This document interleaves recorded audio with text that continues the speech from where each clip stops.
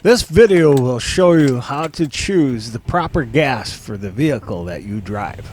Your gas gauge is getting near empty and you're going to pull up to the pump, but which gas pump should you pull up to? It's not like the old days where you just go up to the one pump and the guy would fill you up. Now there's many choices with many different colored handles and many different labels. If you put the wrong gas in your car, it will no longer run. So the choices are no longer all that easy.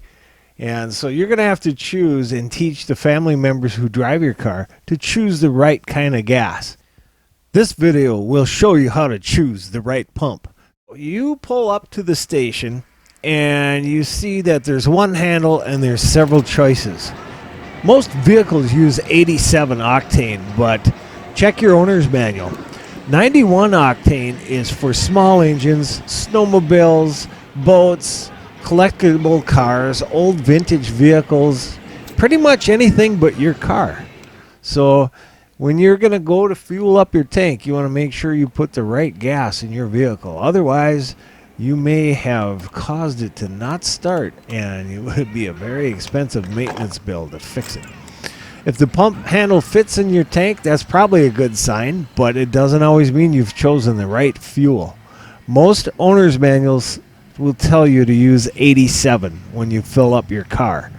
The octane rating is simply a measure of how much heat and pressure a fuel can withstand before igniting. So what that means is it needs to be matched to your engine. So start by checking your owner's manual for your vehicle. Most vehicles use 87, but if your car is labeled on the gas tank area E85, then that means you need to only use E85 gasoline. Your vehicle would not run with the other types of fuel. Here are the choices that you typically have at a gas pump. As long as you didn't drive up to a diesel pump, this is what you will see.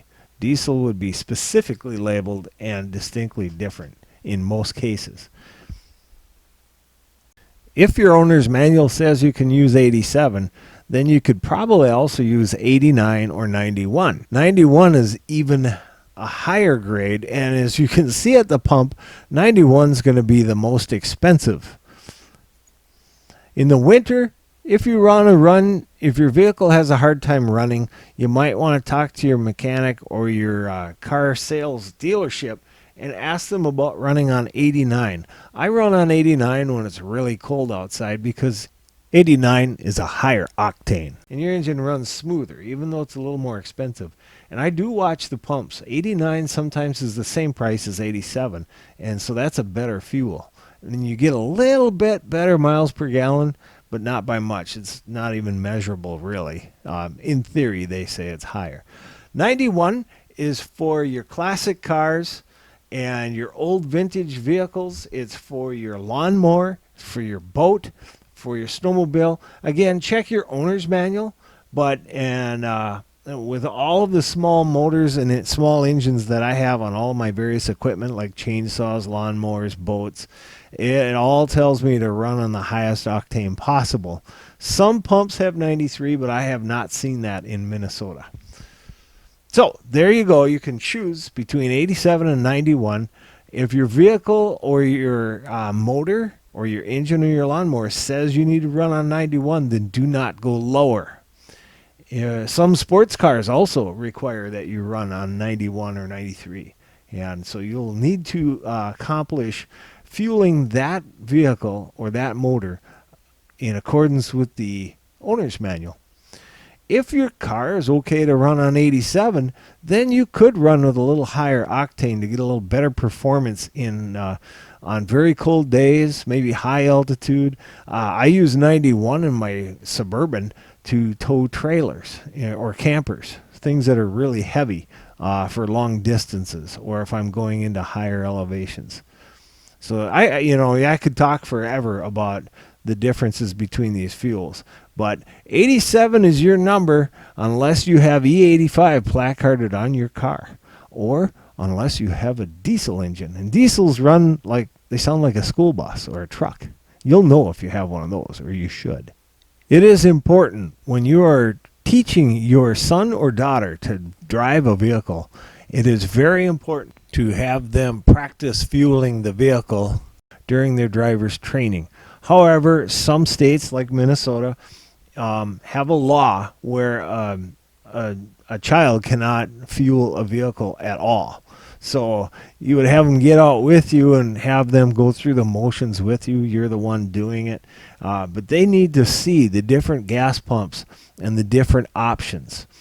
I remember one time my daughter Callie called me and was flustered because she said, "This gas station, all of the pumps are green, all the handles are green. That means they're all diesel."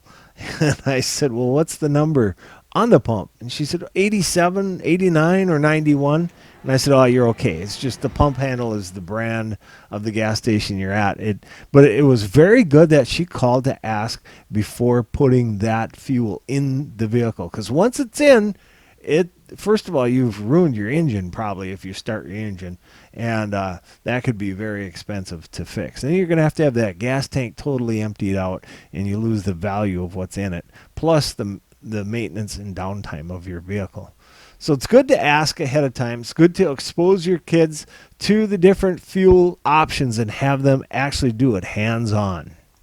Most semi-trucks and school buses, ambulances, and large vehicles run on diesel, but so do some pickup trucks or Suburbans or cars. So it's important to teach the drivers in your family what to choose when they're choosing a fuel.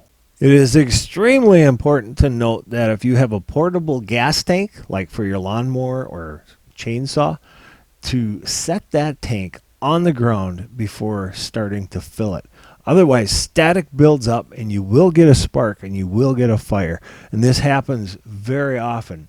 It's a very good chance if you fill your gas tank while it sits in the back of your pickup bed or the trunk of your car or back of your Suburban, that the static buildup will cause a static discharge that could start a fire like this. There are other ways that you could start a fire at a gas pump. Apparently, the story has it, this guy was bored while filling up his tank and saw a spider sitting there near the gas tank. And I've seen that near the gas pump. And he used a lighter to try and kill the spider. Well, sometimes the Darwin Awards come into play. He lived, I think. It is very important not to get in and out of your car and build up a bunch of static while you're fueling. And don't start your car during the fueling process until you're finished. It is not healthy to let your car routinely get down below a quarter of a tank because moisture can build up on the inside of your fuel tank, especially when there's temperature changes. And that moisture will build up and put water directly into your fuel. Another note, you know when you get to the bottom of the orange juice and you drink and you find all that sediment and pulp sitting down there?